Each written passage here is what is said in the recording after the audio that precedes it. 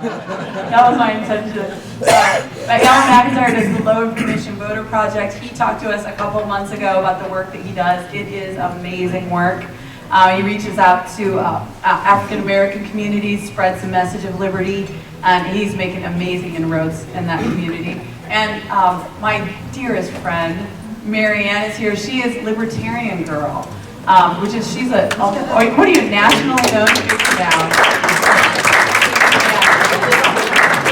She's a local blogger. She has over 120,000 likes on her Facebook page. Her message of liberty is reaching young people all over the country. And if you don't like her on your Facebook page, shame on you, because the stuff she posts is snarky, funny, but totally honest. So if you have Facebook, check out Libertarian Girl. She's amazing. All right.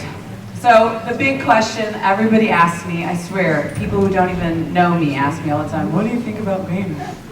I get it all. I swear, people, do I wear a shirt on my shirt? I don't think I do. That question's been bothering me for probably about 5 years. What do I think about Boehner? The speaker he's been our representative for 22 years. He started as a Union Township trustee here in our township. He's served our community through charity work. He's friends to a lot of people in our community. He's a good husband. He's a good man. I don't know if he quite represents my values as a politician anymore. And that's where I'm at on it. And so we've invited today 2 candidates who are thinking about running. Are you both declared? Yep. Yeah, who have both declared against Speaker Boehner as primary candidates against him. And we're not asking you to vote for either one of them. We just wanted to give you the opportunity to meet them, to talk to them, and to hear what their message is for the 8th District of Ohio. We know what we already have. Maybe it's time to look for something new. That's where I'm at on it. What we're going to do is we're going to invite, well, let's let JD go first. Actually, JD Winterick came down. He wasn't on the slate, so he's also a primary candidate. I met JD in February, I think. He's been working very hard, getting to know people. So I'll let him introduce himself. And then Aaron Kerr is also here, another candidate. We'll let them do their little pitch about themselves, let them do a stump speech. And then I'll open the floor to questions, and feel free to thoroughly give them a good grilling. Okay? How long can you sit through a speech, guys? Like 10 minutes? Yeah, I got ADD also. Snacks are getting cold. So let's do 8-10 minutes, or until I get bored and I give you the hook. 8-10 minutes. Primary candidate for the 8th District of Ohio, JD Winterick.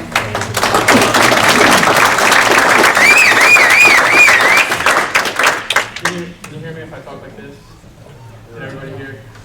No. All right.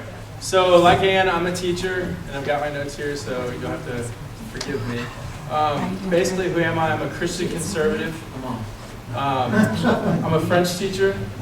I have multiple degrees. I have a Bachelor of Arts in International Business and French from Ohio Wesleyan University. I've got 2 master's degrees, one in education, one in French, particularly North African literature. And then I'm working on a PhD right now for foreign and second language education. So pretty educated, been in the progressive world for a long time. I'll talk to that in a minute. Basically, why am I running? I noticed John Boehner isn't standing by any kind of principle anymore. And Get up in to the particular, mic. Get up to the mic. Just grab that thing. Pull it out of there. I think it's probably. Yeah. is that better? Can you hear me now? Yeah. All right. Don't start over. All right, so I believe John Boehner is not principled any longer. And there's a particular Bible verse that stuck out at me. It's James 4:17. He who knows what's right but does nothing, to him it's a sin. And I realized for me, I wasn't doing anything. I was sinning, I guess you could say. So I knew I needed to get involved. I'm asked, why don't you start at the local level first and work your way up? My answer to that is I don't have time. My generation right now is getting on both ends. They're sending my friends off to die in war. They're bankrupting us. I don't have time to work my way up. I've got to go there and fight for a voice from my generation, the millennial generation. And for those of you who don't know, millennials are 1982 to 2004. Anyone born in that period? I'm at the old end, 1982. So yeah, I'll be 32 soon, so mid-30s, if you guys are worried about that. Basically, I'll do a rundown of the issues. The economy, I believe in free market capitalism. Tax policy should be equitable and predictable. Policy that inhibits private growth and expansion should be eliminated, and government programs that manipulate and distort market incentives need to be eliminated as well. Fiscal policy, I'm for a balanced budget amendment. I believe the private sector is way more efficient. We need to get to lower the personal and corporate tax rates. Gun control, pro-Second Amendment, period. Immigration, secure the borders first, then have a discussion. I think a lot of it gets lost because they play this game. Abortion, 100% pro-life. Healthcare, I believe it's a disaster. It's predictable. I don't know if anyone here believed it was going to work. Foreign policy, I think we need to view every situation through the lens of the Constitution and whether or not our national interests are protected. Education, being a teacher, that's near and dear to my heart. I'm against the Common Core. I've seen what it does. My wife is a teacher as well. And one aspect nobody really discusses is the aspect of how it affects us. And they're using the Common Core and the data they collect to measure teachers. They're making everything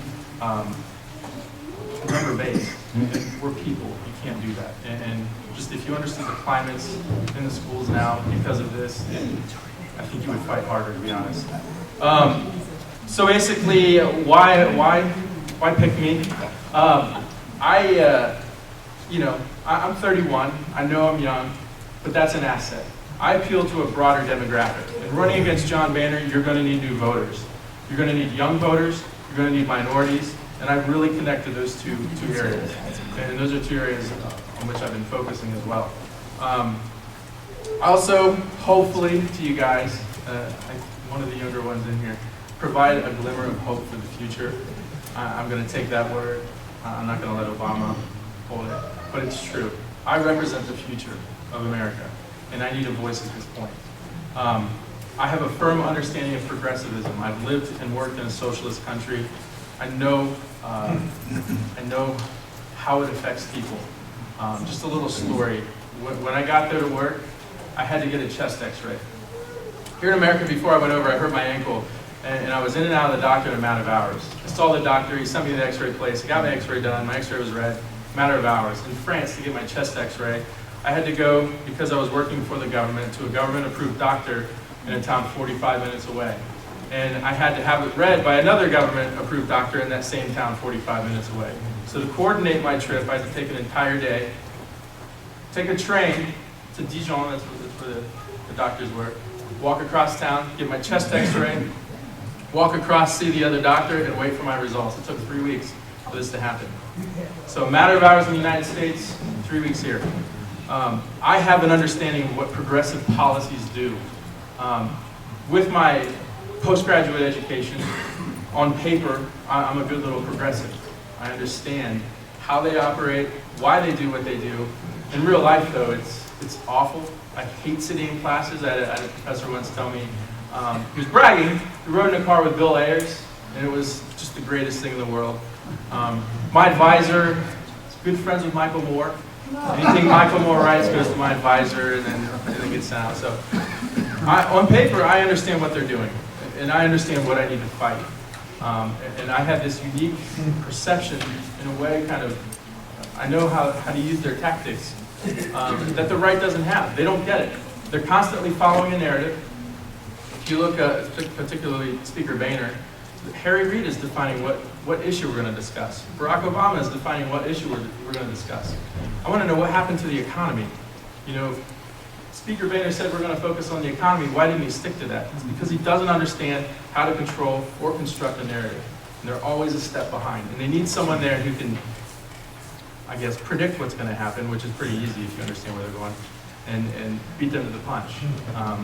One way of doing that is understanding narrative maintenance and narrative construction. And that's one reason this race is so unique. We have an opportunity in this country to cut the head off a snake. We can define a narrative. Amen. We take out John Boehner, we're going to have a national spotlight. Yeah. Any issue we have, will be a national issue. And I think we need to use that platform to highlight congressional reform. Until you reform Congress, you're going to get bad policy after bad policy. So I've got an acronym, it's CAST. So that's my platform essentially to reform Congress. Cast a new light on DC. It's community, authenticity, service, transparency. Community is a requirement that they live among their constituents. They actually live here. I refuse to believe with the technology available that they can't conduct business from home, that they can't connect to people, to their constituents. We're in a system now where they come up with ideas and tell us how it's going to be and try to sell us, rather than listening to us and advocating for our needs and voices. That's inappropriate. That's not right. Authenticity is a requirement. They've held a non-political, non-lobbying position about 4 years prior to entering Congress. That'll break up that political ladder climbing. We'll have authentic people in Congress. The S is service. It's a 12-year service limit, basically a term limit, but we need to frame it as service because they are serving us. We are their bosses, and they need to be reminded of that constantly. They lost sight. They have. And the T is transparency. So financial transparency for them and their spouses. If you think of a Nancy Pelosi type, who can legislate to funnel money to her husband in Guam, conducting business there. I asked myself, how many people walk out of Washington, D.C., middle class, as a member of the middle class? I think that's the number. They're getting rich off of our backs, and I don't begrudge anyone making a dollar. It just needs to happen in the private sector. Amen. With the free market. Yeah. So that's my platform. We take out John Boehner, we can push congressional reform. And I know there are cameras. When I say take out, I mean replace.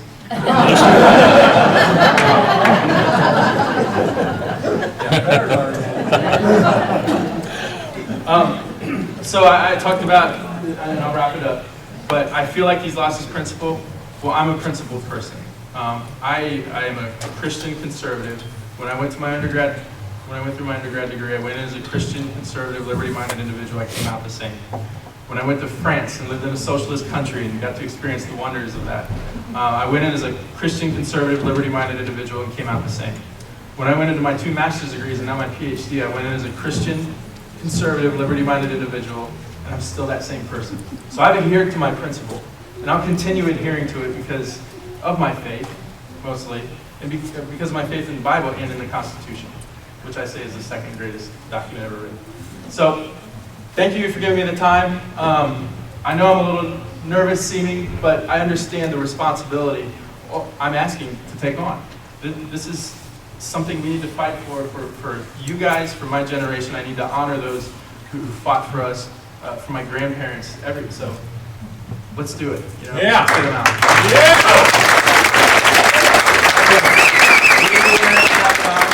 JDWinner.com. You can donate there. It's actually kind of cool. The website, I went through a website thing here, so I used what I learned here to construct it, and I did go through the Constitution class, if any of you are wondering. So, yeah. JD Winter Egg, like Joseph Daniel and then the season of the food. JD Winter Egg.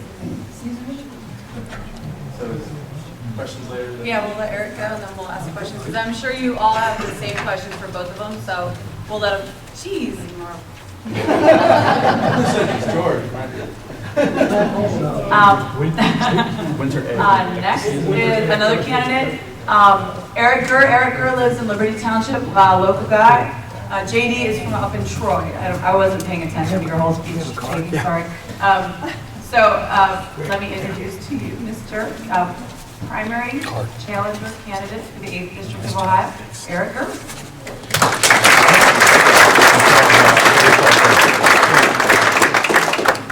Thank you. My name is Eric Gurr. I was, can you guys hear me okay? I was going to talk. No, use the mic, but you'll have to lower it, I'm sorry. I was born and raised in Hamilton, born in Mercy Hospital. I'm 48 years old. Been married for 26 years to that lovely lady back there, Amy. And the lovely lady next to her is my daughter, Courtney, and she is the mother of my 2 grandchildren. I've run a business in this district for 20 years. Am I forgetting anything family-wise? My real claim to fame is my great-grandmother is Hannah Atherold, and my great-grandfather is William Ball. Those are also the grandparents of George Washington. He is my second cousin. And one of the things I'd like to return to politics that Cousin George did is, I don't want to go there forever. I'll serve a couple terms, and then in the nature of the old Cincinnatus Roman Legion, I want to go back home. I don't want to live in Washington, D.C. I don't like that city. I don't like a lot of those people. Not just the politicians, the whole crowd. I've been there a couple times. I recognize that. I was a Boehner supporter for a lot of years, and I see some of my friends that were Boehner supporters from the party last year, the Christmas party John Boehner did. In 2008, when the TARP bill came around, I thought that was a bad idea. That's kind of what first turned me off a little bit, this spending and printing money to get ourselves out of a problem. This is nothing new. Nations have been trying this for thousands of years. The track record is zero. No nation has ever successfully monetized its debt. There is no difference between the United States and Weimar Germany or the United States and Zimbabwe. When you embark upon a path to just print money to get out of a problem, you're just going to make the problem worse. The history is clear. So between that, I didn't like that he supported intervention in Syria. You shouldn't get involved in a regional war, and especially in the middle of a regional civil war. That was factionalized. It was a terrible idea. And then it kind of goes downhill from there, I think. I don't think it was handled well in the negotiations for the budget and shutting down Obamacare. Can any of you imagine what would have happened when Ted Cruz gave that epic speech and John McCain went absolutely loopy on us? He went loopy. He's out there bashing Ted Cruz, and then Mitch McConnell starts piling on. John Boehner at that point should have gone after those guys. Not step back, not say, well, no, this has to stop. And that was the perfect example. What if we held the line until the day before the default? We'd have got something done. But we didn't. We passed 11 different bills, and at the end, none of those 11 bills went through the Senate. Had that mistake been made, I'd waited until the end of 11 bills. I said, here, Senate, here, Harry Reid, pick one. But we're getting something out of this. You're not going to screw up the country just as a dictator. We have a voice. Republicans are half this country. This isn't mob rule. The House is the people's house. That's where it needs to begin. The last issue I really have a problem with is this amnesty thing and illegal immigration. This is not just something we're doing to be nice. You hear that all the time, that these folks are victims. How in the world is somebody that came into your country illegally a victim? How does that work? And then the notion that, well, they'll help us, they'll help the economy, they'll help folks on Social Security by getting jobs. What jobs? What job? We're at 8% right now unemployment. They counted as 7.2, 7. That's nonsense. We found out just today. There was some funny business going on in the Senate, and they pledged the numbers before the election. So those kind of 2 or 3 big issues are what got me into this race. And, you know, everybody says, oh, I'm going to go there to serve, and I'll serve you, and I will. But I'm a little bit selfish, too. I'll be honest. My grandkids, when I see every day, and my daughter, I'm pro-Second Amendment, but Courtney, they're too young to be shooting guns. She takes them, and you know, that's what we want. That's what I want for this country. I'll give you a great little example of this. I was watching a show last night. Anybody see History of the Moon landing last night on the History Channel? After Armstrong landed on the moon, they're interviewing people all over the world. And there was this French lady. And she's shaking her head, smiling, and she said, those Americans, I knew they would do this. I knew they could do it. Remember that? I mean, remember what it was like when Ronald Reagan was president? You felt free and you could slay any dragon. Go out there and grab the brass ring. The Democrats and the moderates in our own party want you to lay in a hammock and they'll give you the brass ring. What kind of life is that? Is that what we want? Is just to be coddled for life and not live? I want to live. I want to do different things. I'm not afraid of anything. I'll write a book. I just live my life and rely on myself. The rugged individualism and personal responsibility are what made this country great. And it is the foundation of this great nation. It is that we should be emancipated from a big centralized government. The gentlemen here that are township trustees should have more impact on your life than I would as a congressman, because they're closer to you. John Boehner's not a bad guy, but he's so far away from us. It's the same thing that happens with McCain. I know I handle Mitch McConnell a lot. I just don't like that guy anymore because of some of the stuff he's doing. They get out there, and after 20, 25 years away from you, they're not going to be able to relate to you anymore. And after all this time of trying to solve these problems, what happens is they look at healthcare reform, and they look at immigration, and they look at foreign policy and monetary policy as separate issues. I studied history hard for 25 years. I studied economics hard. They're not different issues. They are the economy. It is not just your liberty and your freedom that are slipping away from you. It is your very life. They are trying to constrain you. Why? Because they think they know better how you should live your life. I don't. And I sure as hell don't want somebody who I think I'm smarter than telling me how to live my life. I'll do fine on my own. And I'll be happy. And if I fall down and scrape my knees, I'll fall down and scrape my knees. I'll get back up. That's the beauty of America. There is nowhere in this Constitution that says you have a right to health care. It doesn't exist in there. I've looked. Not in there. And this notion that, well, we all got to chip in and, costs are going to come down, it's absolute nonsense. That bill is 180 degrees out of phase with what is logical.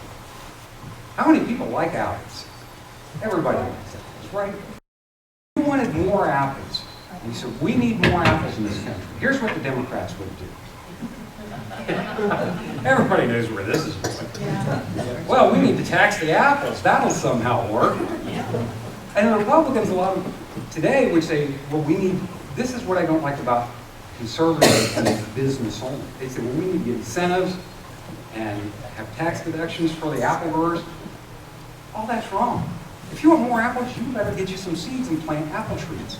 If you're going to increase the supply of health services and health care in the United States, we should be investing in encouraging people to become doctors, nurses, not tax medical advices like Obamacare does. Lower the tax. Incentivize behavior.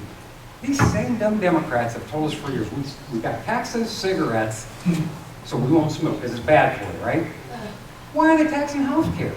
How is that supposed to help? What logical fallacy have these folks fallen into? So I think we're going to get, I didn't want to take too much time. I just want to let you know where I stood. I'm a long-time Hamilton resident. I went to Baden High School. I went to the University of Cincinnati for mechanical engineering. I made it through about 3 years of that and realized I don't do this for a living. So I switched, dropped out of college actually.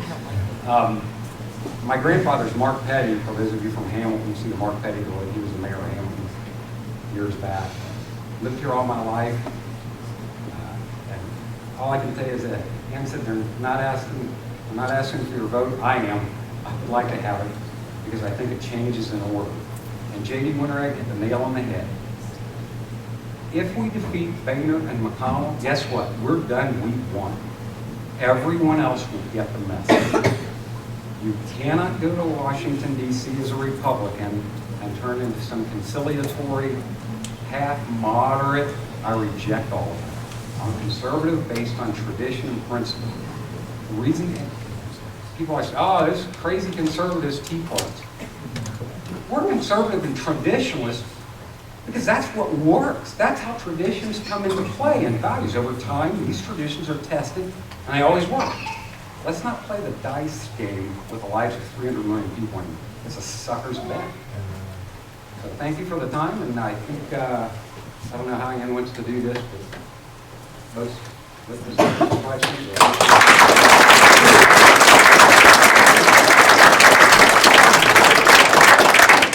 All right, so we'll do our traditional one breath questions. Just one breath. That's all we're going to know. Giant diatribes or speeches. So we want to hear from them. I hear from you guys all the time. If you wouldn't mind, are there a lot of questions? Raise your hand if you have a question. Oh, there's not too many. I'm sure more will come up. So why don't you just stand and ask your question, and I'll let both of them address it unless one's pointed toward the specific candidate, and then you can. Would you like to start? Just how, if we're running against Boehner, Here, why don't you put it up here? if we're running against Boehner, how are we going to win if we have any more than one candidate primary? That's a question for me. Fine. There you go. That's a start. We've been talking to the candidates, and we've been talking to a lot of other Tea Party leaders. That's one of the reasons Denise is down here tonight. And it's our hope upon hope that you guys have an inclination of who you're interested in. You let me know if you've got a direction you want to go. We'd love to just have one. And I've talked to both guys. We've had dinner and we've talked, and it's my hope also that if once we figure out who has the best shot, who has the best role, who is the best campaign going, that we just support one. Because if you can't split up like that, it won't work. Yeah, Denise. One of the reasons I am here tonight is I did want to see these two guys in the same room. Oh, sorry, it shocked me, that's why I didn't want to. Yeah. My hope is that we do, there are a lot of Tea Party groups and a lot of Tea Party people within Boehner's district, and we can't split this vote. There's no way in the world we can win. That's the honest truth. I'm here as someone who was not endorsed by the Republican Party, who won a Republican primary against a popular Republican in my county. And granted, it's Breville County, it's really small, it's probably about the size of you guys right here. But, so it can be done. And so I'm here to encourage you, but we do need to get on the same page. I'm trying to right now organize a meeting where as many of the Tea Party people that we can get in one room to let these guys talk and then vote. Then all of us kind of vote like a caucus kind of thing, and then go from there with what we want to do, because we can't split this vote. There's no way it'll work, but I think it can work if we get behind one. So that's why I'm here. And there's another one of these meetings in Fairfield Thursday night. So we're trying to get as many people energized as we can. So does anybody have a next question? Yeah. Bill. I would like to ask Mr. Generation Xer He's millennial. what he means when he says he's a little progressive. Oh, that's because on paper I am. My degrees, I've gone through the progressive education. Now, when I say I am, it doesn't mean I'm going to go out and vote like a progressive. I am a Christian conservative. I'm not a progressive politically. But on paper, I've learned, educationally. And that's my point. I've been through this progressive education system, and I've come out on the other end a stronger conservative, because I do not believe in progressivism. Look, progressivism, breaking it down, its main enemy is capitalism. And capitalism, one of the main drivers of capitalism is the Christian family. So progressives have an active war against Christianity. That's right. And for me, That's right. I can't live with that. As a Christian, that insults me. That insults my family, my friends, and it's really a lot more sinister than I think a lot of you realize.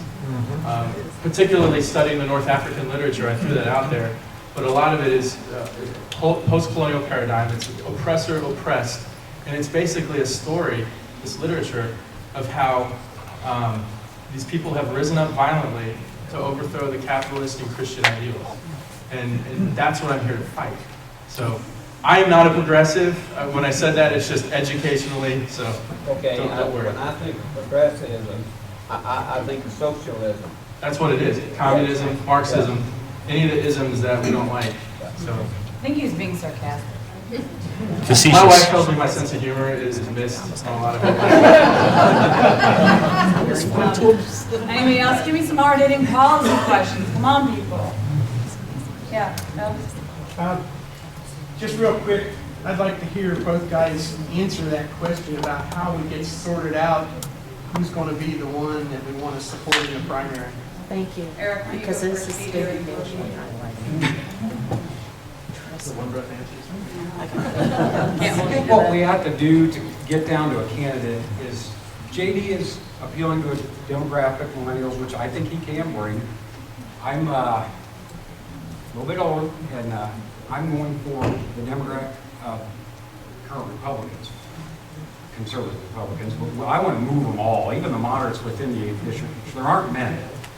But the decision has to come down to, honestly, because this is a small window of opportunity, 2014. It's not a presidential election. It's our chance to get the message out throughout the fog of the presidential election and everything else that will be going on in 2016.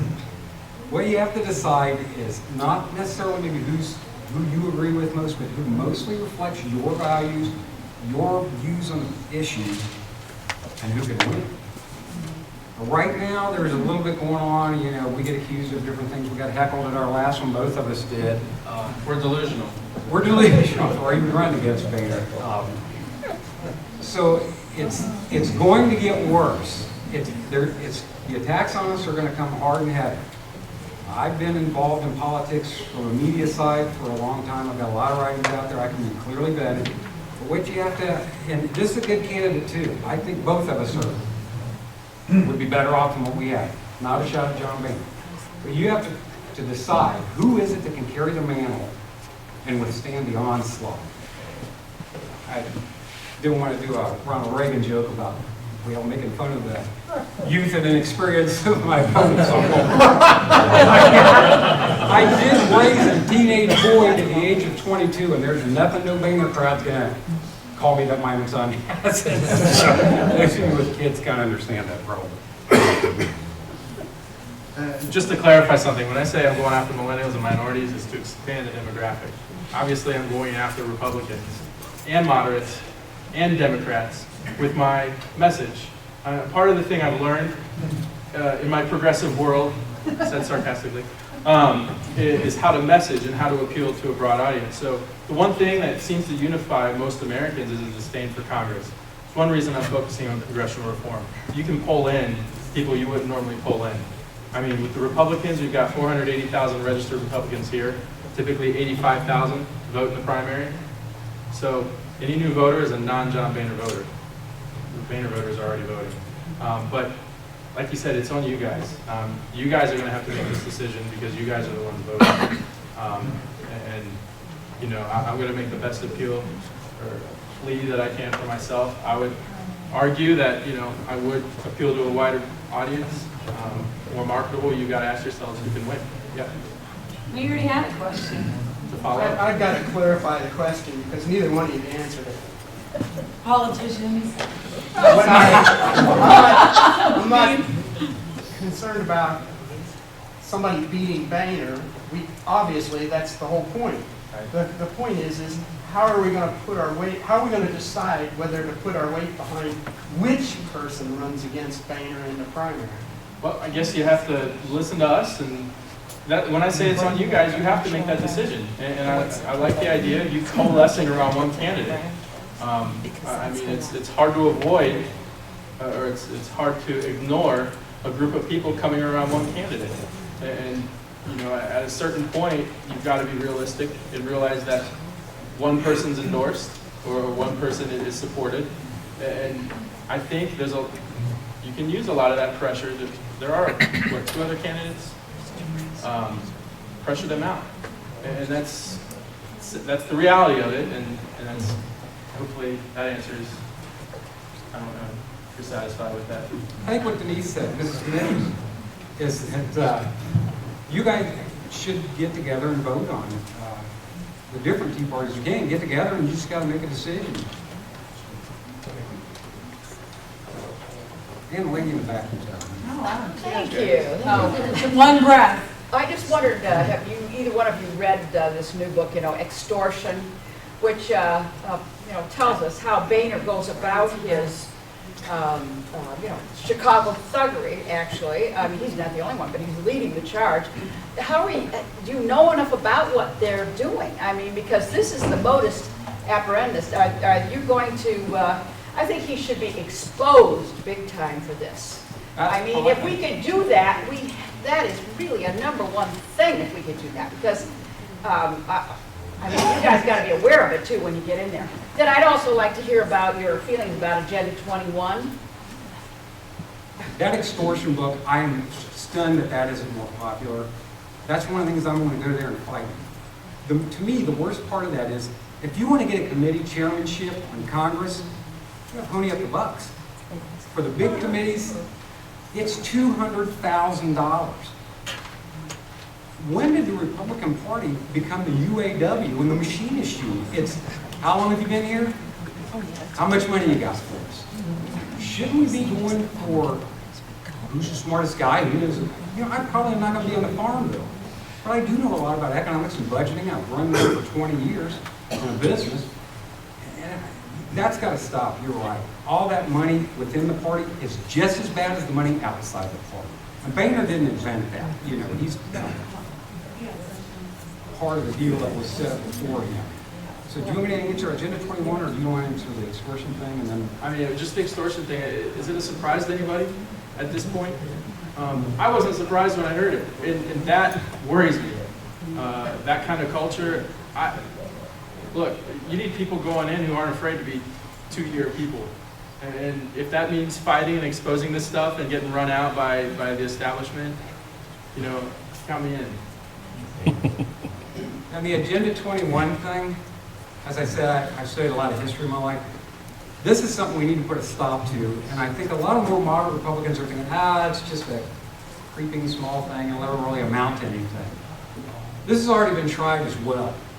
We talked a little bit about this at one of the other Tea Party meetings. In the 60s and 70s in Iran, there was a thing called the Desertigation Sustainability Project. That sound familiar to anybody? It was sustainability. And what they did is they took all these farmers off their land in Iran. They've been on that land for hundreds of years. And they brought them into the Des Valley where this river flowed through, and they built a dam there. And they said, this will be more sustainable.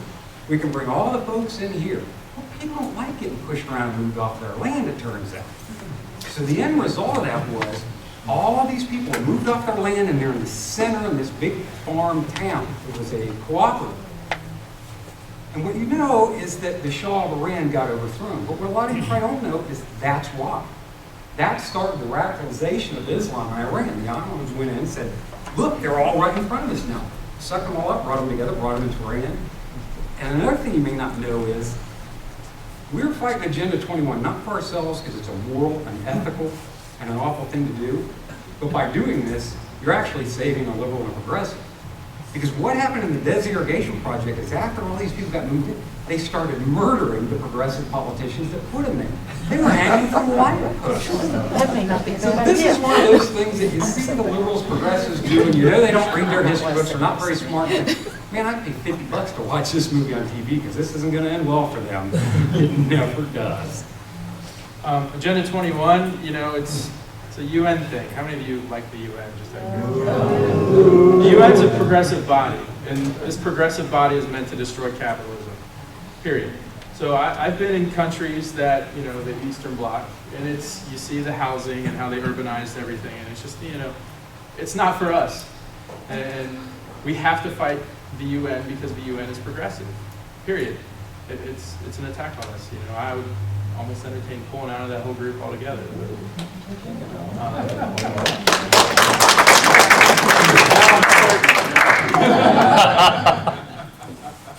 Yes. Either one of you, your belief in either the fair tax or the flat tax? I like the ideas. I mean, the consumption tax is. Which of the two do you prefer? I would lean towards the fair tax.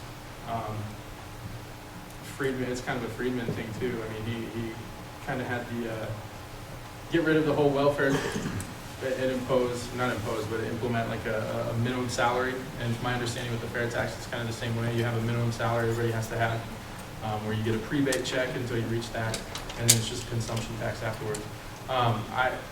You have to repeal the tax amendment, which I'm all for. But the thing I like about those two things is that they're ideas that are different from what we have. And the IRS right now, I don't know if you guys agree with this, I'm sure you do, but they're out of control. We need something else. So. No accountability up there. No. None. Eric? I prefer flat tax over fair tax. I think the whole and the logic of fair tax is it eventually becomes a progressive tax again, or they just keep raising the consumption tax. And it also evolves into a VAT tax, where the flat tax is If 10% is good enough for God, it should be good enough for everyone. I'm more of a flat tax guy. Fair tax, we're what we got. I think flat tax. Butler County Commissioner candidate George Nassinger. EPA is passing or writing regulations is going to kill the coal industry because it's nasty, horrible, it pollutes the atmosphere. 80% of Ohio's energy comes from coal-fired power plants. It's going to kill the economy in Ohio and a lot of other states just because there will be no electricity or will be outrageously expensive. Where do you stand on reining in the EPA and coaching? I would like that, when those regulations, this is not legislative regulations, they're coming from the EPA. So those go into the Federal Registry. Right, look up them. And Congress can stop that from happening by pulling the registry. And that's one of the things I'd like to see Republicans under Boehner's leadership do more of. Anything going into there right now should be pulled, but especially a tax on coal, fracking, peeling off of fracking a little bit because I know it's the only thing that's safe. But yeah, we could stop that today and put those coal miners back to work and lower the cost of electricity. I mean, the EPA is it's another government entity coming in and trying to control every aspect of our lives. You know, I have family who worked in the coal mines in southern Ohio who have been laid off because they've been closed because of the EPA regulations. So I despise that entity. I mean, your question was, how do I feel about it? Or what are my thoughts on it? How do you feel about it? I say get rid of it. Let the free market work. You know, if we want solar panels on our houses, you know, let us decide that ourselves rather than them coming in and telling us the new regulations that they're imposing. Just kind of my stance on it. Alan McIntyre. I would like to know how each of you feel on global warming, abortion, homosexual marriage, and the erosion of our moral foundation. Global warming, it's a farce. When I was in school, climate change was seasons. So I think it's a farce. Abortion, I'm pro-life, 100%. The marriage issue, the government needs to get out of it altogether. And you look at what's happening now, I believe that there was a couple in New York that's considering divorce because of this healthcare law. Because the government has a hand in this religious institution, they can now dictate taxes, who can be taxed, and it's just, they need to get out altogether and allow the churches to do what the churches do with marriage. What was the other one? What are you going to do about the erosion of our moral foundation here in America? You have to model, okay, as a teacher, if you have a student who isn't exemplifying the behavior you want, you have to model that behavior. So I've got to highlight the fact that I am a believer. I'm a Christian, and this is why I do what I do. The best thing you can do for anybody is to show, I guess, an example of what you mean by things. For instance, my wife and I, this is the third year running now.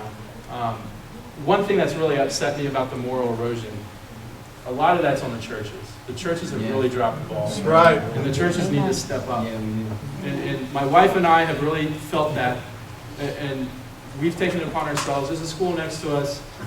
We've, the past 3 years, or this will be the third year, have been able to help provide coats and shoes for the kids of the school because they walk from our house in sandals in the winter.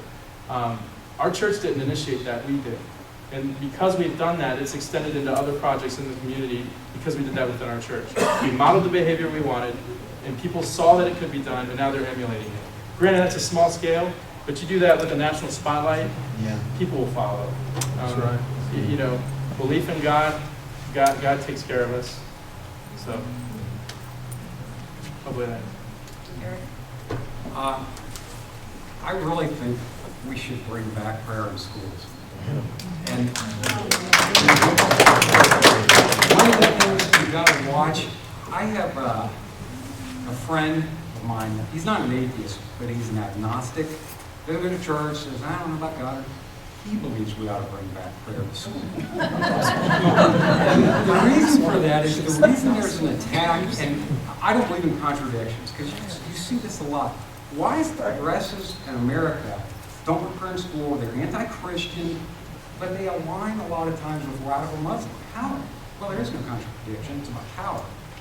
The real reason, the tangible empirical proof is that if you can pull God out of a nation, then your rights, your freedoms don't come from God, they come from government. Yeah. And that's what's given can be withdrawn. Yeah. Prayer in school worked pretty well in this country for 200 years. I don't know why we ever got away from it in the first place. Gay marriage, I think they're trying to sucker us into the same thing they did to us on gays in the military. First off, I don't wear my beliefs on my sleeve, but I'm a Christian, and I don't want anybody to hurt anybody. You do it, you like what you want.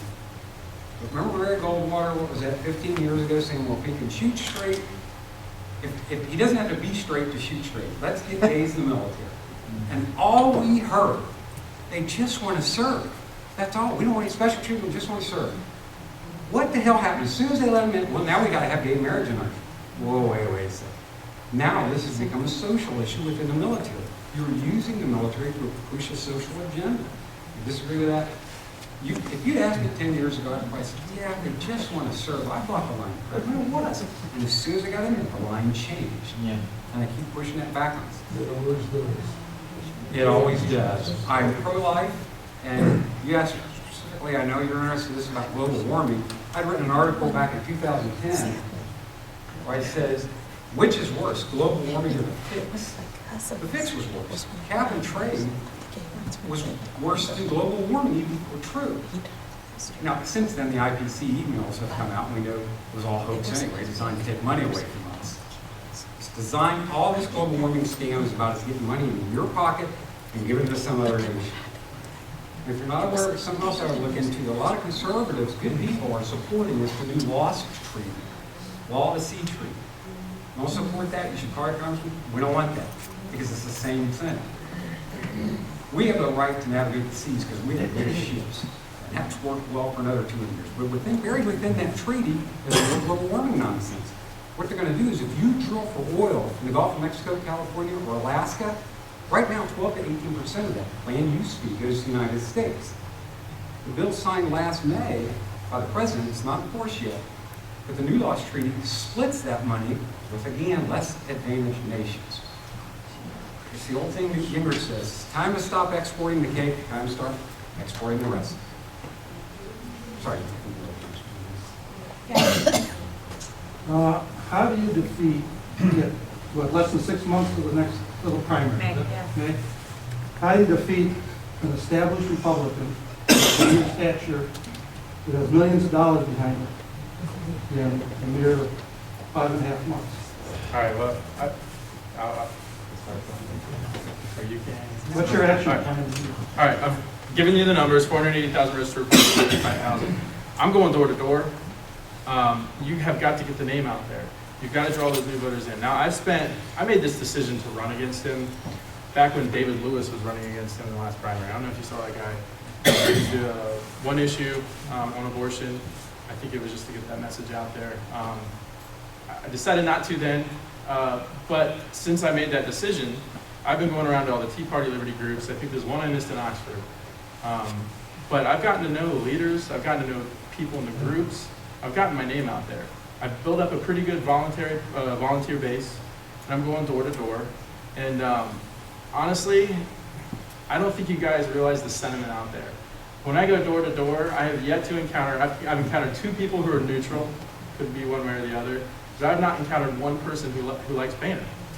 I went down to Alabama last week with Doc Thompson and their show. They did a midterm tour, and I spoke in Birmingham. And when they introduced me as an opponent to John Boehner, the crowd went absolutely insane. There is support out there that will come in, and that will come in as soon as you guys decide to coalesce around one person. I've got a pretty good base to start out with reaching out to people, particularly a lot of hard work. I'm going to need your help, and that's part of the reason I'm here too, is to plead for your help. So hopefully that answers your question. Do you have any concerns? I think that the article I wrote back in 2010, at the time I owned an IT company, I do a lot of data analysis. And in January of 2010, in that, right under that article, there's something I said, we're going to take back the House, 10 months away. And I ran through the math and I said, we'll get 55 seats. I can see this coming, the math's working out. You look at past elections, I used a model from 1938, and it worked. Actually, we got 64 seats, I believe it was, in 2010.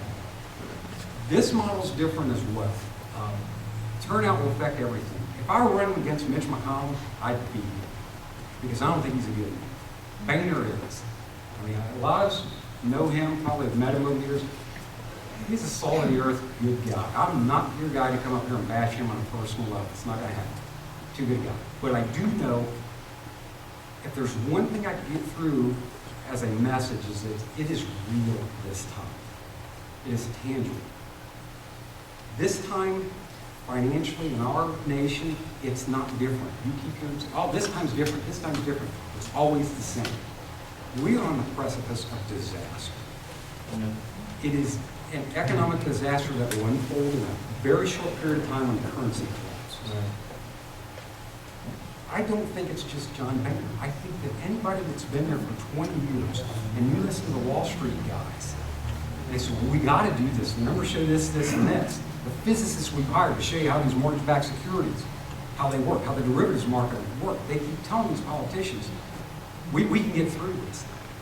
It's a shame. It's never. I have a nephew that is a physicist. And he's also a devout Christian, so don't believe all Christians are atheists, or all physicists are atheists. But he told me he knew some of these physicists that work on Wall Street, and you were told that they were there to make this understandable, what happened to the housing market beforehand. All the money, he said wasn't true. They were there to confuse it. It was clearly understandable. They were putting way too much money in the housing market. People with $40,000 incomes in California were buying houses for $500,000. Of course it collapsed. Gosh, I'm going off target here, but my message here is, I think if we get the message out on these issues, and why they're not personal, they're empirical and mathematical, but this has got to change and the window's closing. John Boehner's a good, salt-of-the-earth guy. He's just been too long and new fresh ideas. How can he be a good guy when he has sat there and supervised the debacle? Amen. I can't, thank you. You have a question. I just ask it, like, how Can you answer that one, Jay? how can Boehner be a good guy if he has sat there and watched this debacle happen? And He's spineless. well, And I'm sick and tired of it. I don't think good guys are spineless. I can't, I mean, I just don't buy it. All right, Reggie, go ahead. You can pass. Did you want to respond? Yeah, I tend to agree with this gentleman. If he were a good guy, he would be doing the right thing, in my view. He would be talking to us. He would be listening to us. He has no interest in doing that. I don't know if I wrote a letter back in August, was it? A lot of the leaders signed. I submitted it to him, demanding a town hall meeting. No response. Sent it to all the newspapers. The Cincinnati Enquirer picked it up. They ran an editorial on it, and I finally got a 7-page response from him. That's copy and paste. Didn't address the demand for a town hall meeting. It was basically a campaign letter. I mean, the guy doesn't care about what we think at this point. So, I mean, maybe to his wife he's nice, but to us he's not. All right, Aaron, you got anything? He's just detached, so I don't think that makes him the devil. He's just too far away. And again, I think in Washington, when you're there that long, you forget how to negotiate, you forget these votes that when they sit around the nice steak dinners have real consequences for us. Again, I get what you're saying. If he's not sticking to the principles, how can he be a good man? And that's a foul. I get that. But I don't like judging people. Judge not lest you be judged. I have a question. My pet issue federally, I'm more of a local person, statewide local issues. My pet issue federally, I'm 37. My entire life I've been told that Social Security will be bankrupt by the time I retire, and Medicare will be bankrupt probably by the time my mother needs it. Do either of you have a substantial plan to reform Medicaid or Social Security? I do. How many folks on Social Security? How many of you had heard of chained CPI? This is the new plan, and a lot of our Republican friends are behind this to say, okay, what we're going to do with Social Security is say we're going to lower the amount you get every year based on the CPI, which is the Consumer Price Index. We're going to adjust that because the thing is, their thought is they've been overpaying you for 30 years. If the price of beef goes up, you can just buy chicken. I don't know how I'm supposed to put that chicken in your car and make it run, but apparently that's the thought. But the bigger problem here is, if this were true, all you folks that raised your hands would have way too much money. My in-laws and my mother are both are all on Social Security, and I know that's not a problem she's struggling with, is having too much money. But the bigger issue here is what they did. This CPI model was developed years ago, and it's to calculate core inflation. That's what your adjustment to Social Security is based on. Well, they changed the model. If we use the same CPI model from 1978 as we did today, inflation would be 8%. You're already getting a big cut. It's already happening. Medicare is kind of under the same thing. They keep doing stupid things with Obamacare and increase the cost, and they cut Medicare. I'm a firm believer in Social Security and Medicare. You know why? You paid for it. At 67 years old, they're going to turn around and ask you, well, you need to start saving. You tell me that 30 years ago, that's fine. Now, it's too late. Our government's going to spend about $3.5 trillion. I am sick and tired of politicians telling me, well, we don't have enough money to save Social Security. Stop spending all the money on statues in front of every building that nobody wants to look at, or else looks like it. Stop spending money on giving money to people who came in this country illegally, people who don't work. There's some easy fixes here, I think, for Social Security, and the Medicare fixes will come when we get serious about addressing health care in this country. I'll be quick. How many of you are familiar with Justin Amash? Justin Amash is a guy up in Michigan, representative of Michigan. He's got an idea that, I don't know if it's solely his idea, but going through his stuff, I like it. You fulfill the obligations you made, and starting with my generation, you allow us to choose what to do with our money. I like that idea. I like the idea of me deciding where my money goes and the government not telling me how much I get. It's not substantial, but it's an idea that I would like to delve into further. Thank you. We'll get one more. Barry. Oh, Marianne. Oh gosh, all my favorite people have questions. Maybe they all have the same. Oh my gosh. All right, Barry, Marianne, and George, and then we'll call it a night.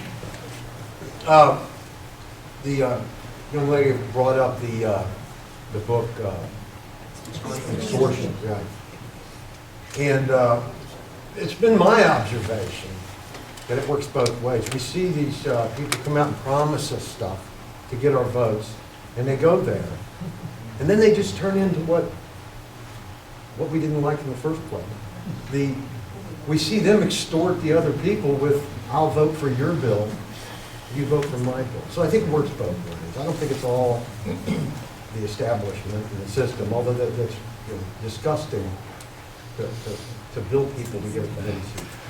So I want you to address that, how you think, explain how you're going to be different than that. Prevent ourselves from getting involved. And then also, I guess as a second question is your opinion on auditing the Fed.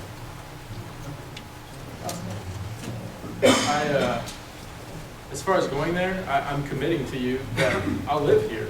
I love my house in Troy. You guys will hold me accountable.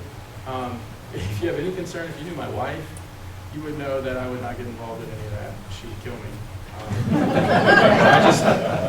We were talking about a principled person. I will adhere to my principles. I've done it throughout my entire life. I've been through the progressive gamut, and I've come out principled, and I'll continue doing that. As far as auditing the Fed, we need to audit everything, as far as I'm concerned. I have a buddy who works at the Fed, and I've asked him about auditing the Fed, and he said they're audited multiple times per year. So I didn't quite understand his answer relative to, but There's self and then there's out, groups from outside. I asked them about that. But anything that promotes transparency for the Fed and other groups too, I'm all for it. So. I don't plan on being there long enough to have a problem with that. Like I said, I promise you I'll at least serve my one term. If it goes well, I'll do 2 or 3 and I'm it. And I think that's why people get caught in that. When you're there 20, 30, 40 years, it just becomes the norm to you and you don't even see it as being bad. What was the other question? Fed. Yeah, the Fed is audited now, but it's internally audited. Even Congress doesn't know the results of the Fed. I think the Fed, can't we at least audit them from a group of 10 from each party? I know why they're not. It was the same thing with the TARP. All banks were forced to take money and trust, even if you didn't need it. That's why they don't want to edit. That's what we're being told. But we don't want to audit the Fed because you'll think then that this bank got all this money, now it's not sound.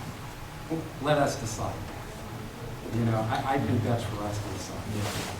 The other thing is, if you look at the number, right now the debt in the United States is about $17 trillion. When Obama became president, it was $8 trillion.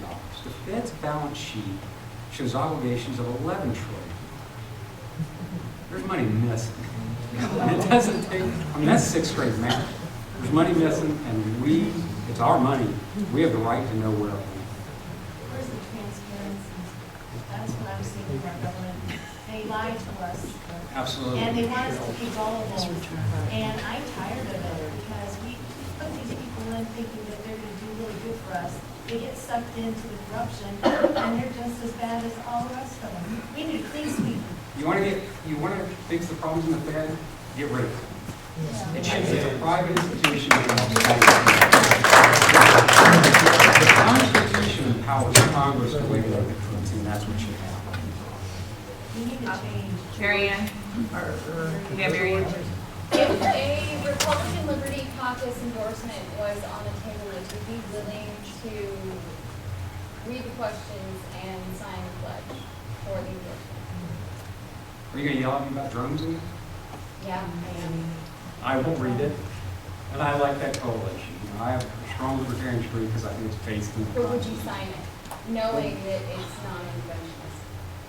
Yes. I'm not an interventionist. I don't think we should go out looking for foreign dragons because slavery has enough to do with it. I have to see what it says. I mean, I believe in what it says before I sign the pledge. So. As a non-interventionist back, I'm with that. Close this out, right? Trustee George Lang? You know, should you win, you're one of 535 people. You know, one of Boehner's challenges I can appreciate because for the last 8 years I've been serving with 2 progressives on the board. And it's not fun getting your teeth kicked in day after day after day. And I know that's what John's going through, and that's what any member, Republican member of the House is going through right now because the Democrats control the Senate and the Democrats control the presidency, and up until recently they've controlled the House. Making any change in government is going to take a long time. You know, when John went there 20 years ago, he said no earmarks here locally. Upset a lot of people here. It took him 20 years until he made that a rule in Congress. Now, unfortunately, they still don't have the same rule in the Senate. Now, there's still a lot of problems in government. Let's just take one, healthcare. If we don't fix that and fix it quickly, we don't have 20 years to fix it. Because we as a nation will be done if we go down this road that our government has put us on. And I blame both the Democrats and the Republicans for where we're at. How do you fix something quick being one of 535? The bigger a problem gets, the easier it is to fix. In your life, it's that way. We got to make the case to Democrats as well that this is a real problem. Let's say you get a pay cut at work and you've lost 5% of your money. Well, you got to cut the cable bill, or you might not be able to eat out much, you know. When you lose your job and you've got no money coming in and $5,000 a month going out, the problem fixes itself. There is no money and everything collapses. I think some of this can be fixed quickly. I'll tell you what, right now, I could fix the bailouts in the auto industry in a long weekend. Pay back the bondholders, pull back If it fails, it fails. That's how free markets work. And I think healthcare could be fixed quickly too, with tort reform and increases in supply, lower tax, all the stuff they say they do for everything else, they do for healthcare. I mean, things can happen quickly. You look at Obama and how quickly things have happened with him.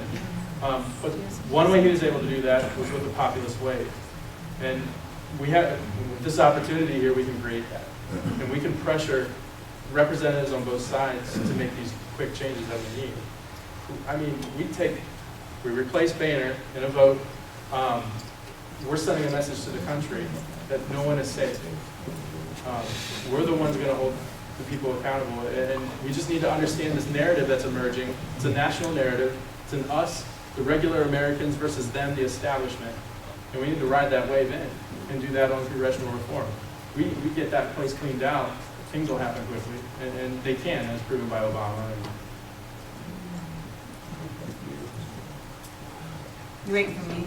Sorry, I got distracted. Modern. Hey, so thank you. Let's give our candidates.